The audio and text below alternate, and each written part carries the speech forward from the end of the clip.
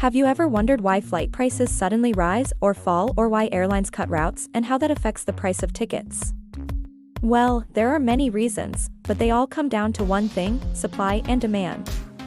So first, let's talk about what affects demand, or how many people want to fly.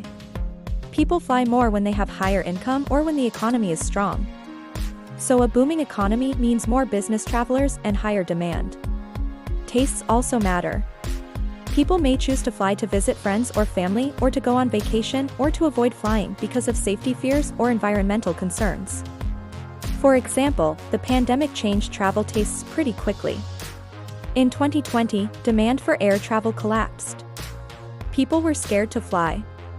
Many destinations closed their borders and businesses started using video calls instead of sending employees to meetings. And this made the demand for flights drop. The price of a ticket also affects how many people want to fly. Cheaper tickets mean more people, especially leisure travelers, are willing to pay for the flight. But if there are good substitutes like trains or buses, then demand for the flight will be lower.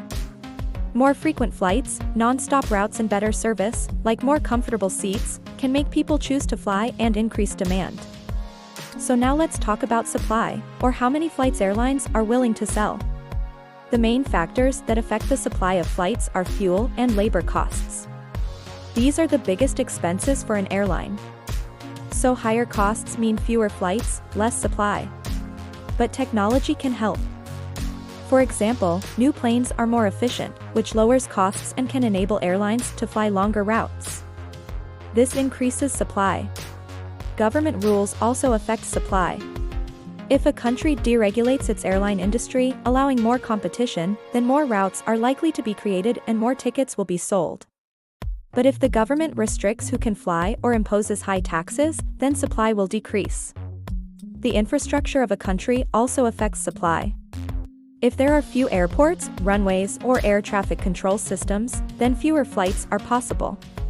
Sometimes the government intervenes to help an airline or industry. For example, during the pandemic, many airlines struggled and some even went bankrupt. But the government bailed them out so that they could keep flying. That way, the airline could keep providing a service and people could keep traveling. And this help from the government is called a subsidy. Subsidies can help airlines stay in business and maintain routes that might not be profitable. So from fuel costs to government policies, many factors can affect the demand and supply of flights. Understanding these factors can help you make sense of why prices change and routes appear or disappear. That's all for now. See you next time.